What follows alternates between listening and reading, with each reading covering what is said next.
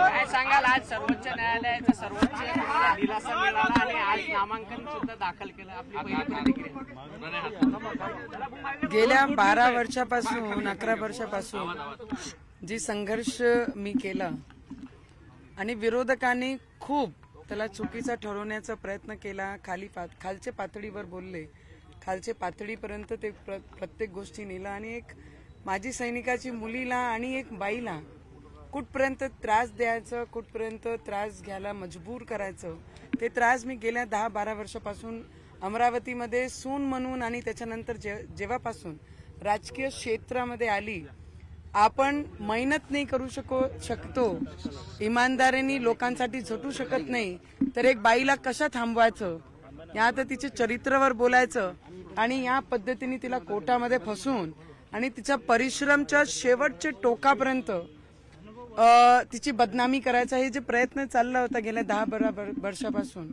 महिलाच्या जीवनात संघर्ष हा जन्मालाच वाटेला येते आणि शेवटच्या टोकापर्यंत राहते.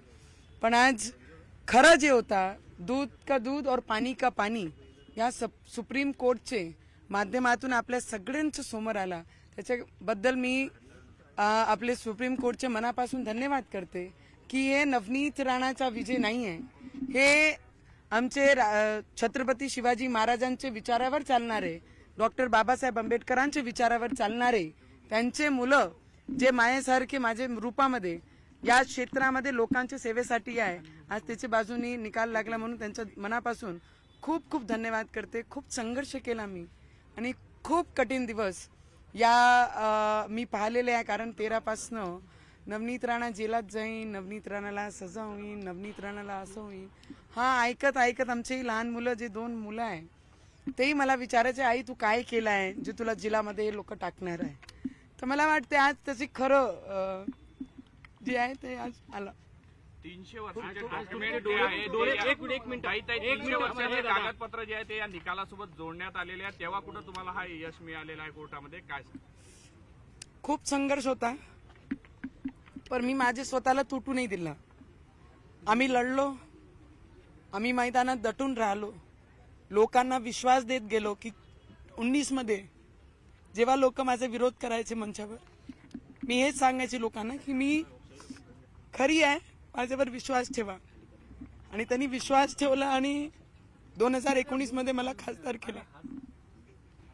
आज परत या मैदानात आहे आणि मी आज फॉर्म भरला. आनंद या गोष्टीचा वाटते की एकाने जन्म दिला आणि दुसऱ्याने जीवनदान, म्हणजे माझी अमरावतीनी. सगळे ऑपोजिशन चिल्लावत असताना सुद्धा माझी अमरावतीकरांनी एक सूनवर विश्वास ठेवला आणि त्या सुनीनी 5 वर्षाचे खासदार पूर्ण केले आणि दुसरे 5 वर्षीला आज फॉर्म भरायला आम्ही सगळे नेते आमचे भारतीय जनता पार्टीचे आज उपस्थित आहे, त्यांच्यासोबत मी फॉर्म भरलं. आनंद याच गोष्टीचा आहे, किती ऑपोजिशन ओरडले तरी माझा परिवार, माझा कुटुंब, माझे सासरवाडी म्हणजे अमरावती, त्यांनी माझ्यावर विश्वास ठेवला आणि आज अमरावतीकरांच्या विश्वासाची जिंक आहे, फक्त नवनीत राणाची नाहीये. किती लाखांनी विजय होईल असं आपल्याला विश्वास आहे?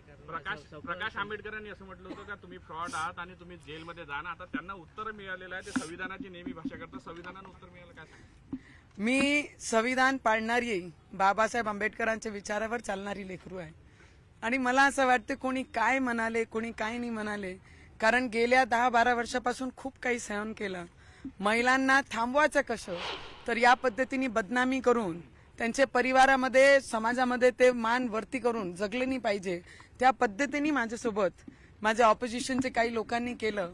म्हणते ना, देव ज्याच्या पाठीशी आहे त्याला काळजी करण्याची गरज नाही, आणि देवानी हे उत्तर त्यांना दिलेलं आहे आणि जे खरं होतं ते आज सुप्रीम कोर्टच्या माध्यमातून बाहेर आलं आणि मी खूप मनापासून धन्यवाद आहे. मी स्वतःला तुटू दिला नाही, माझे रवीजींनी मला तुटू दिला नाही, जे खरं आहे त्याच्यासाठी आपण लढू आणि कमजोर पडायचं नाही, याच विषयाने घेऊन मजबूतीने मी मैदानात उभी राहिली.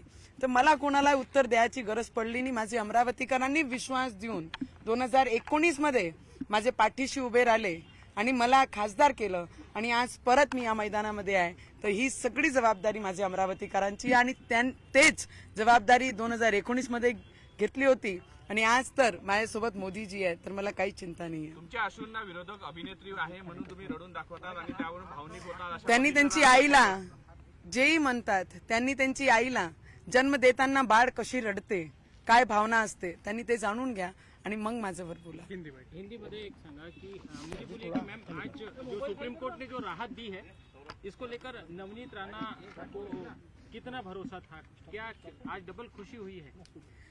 मैं आपको इतना ही बता सकती हूँ कि 2011 से लेकर 12 से लेकर 10-12 वर्षों का सफर ये मैंने एक महिला करके मेरे ऑपोजिशन को सामना करते हुए, संघर्षों का सामना करते हुए, क्योंकि एक महिला को किस तरीके से पीड़ा पहुंचानी है, परेशान करना है, चरित्र पे बोलकर इस तरीके की मैदान में वो मेहनत कर नहीं सकते, मैदान में महिला का सामना नहीं कर सकते, इसलिए इस तरीके के शब्द बोल के हमेशा मेरे बारे में एक महिला को अपमान करने की कोशिश किया. पर मेरी अमरावती करों ने मेरे पे विश्वास तब भी रखा था कि हमारी बहू, अमरावती कर की बहू, ये सच्चाई की मार्ग पे चलती है, छत्रपति शिवाजी महाराज के विचारों पे चलने वाली है, डॉक्टर बाबा साहेब अम्बेडकर के विचारों पे चलने वाली है. वो विश्वास रखकर ही मुझे 2019 में as a member of parliament represent करने के लिए उन्होंने विश्वास दिलाया. मुझे लगता है विरोधकों ने एक महिला के सामने किस तरीके से मैदान में उतरना चाहिए वो ना करते हुए, मैदान से महिला को एंट्री नहीं मिले उसके लिए जो संभव हुआ उनसे उन्होंने वो सब किया. तो मैं आज सुप्रीम कोर्ट का दिल से बहुत बहुत धन्यवाद करती हूँ. जो सच था, 300 इतने वर्षों जूने पुराने जितने भी मेरे फोर फादर्स के जितने भी डॉक्यूमेंट्स है वो अटैच करके आज मेरी लड़ाई, आज भगवान किसी के साथ होता है तो इस तरीके से वो सामने दिखाई देता है. आज मुझे ये बोलिए कि नॉमिनेशन भरा है, आज दुगनी खुशी है, सुप्रीम कोर्ट से भी राहत मिली है, नवनीत राणा के आंखों से आंसू छलके हैं, ये कितनी खुशी थी? मुझे लगता है ये सभी महिलाओं के संघर्षों का एक प्रतीक होता है. जब महिला संघर्ष करती और मैदान फिर भी नहीं छोड़ती, पर उसके साथ संघर्षों के साथ अपने बच्चों को उत्तर जब देती है, जब बच्चे पूछते थे कि माँ तूने क्या किया,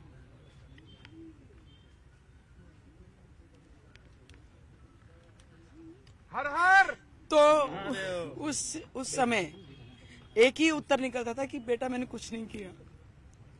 ये सब क्यों बोलते हैं कि नवनीत राणा जेल में जाएगी, नवनीत राणा ये है. तब एक विषय लगता था कि अगर मैदान छोड़ दिया तो झूठ साबित होगा, मैदान में लड़ी नहीं तो मेरे विचारों का क्या होगा.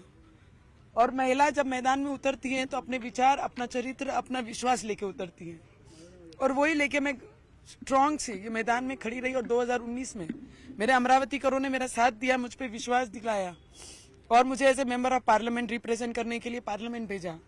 और वही विश्वास से मैं आगे भी 5 साल लड़ी.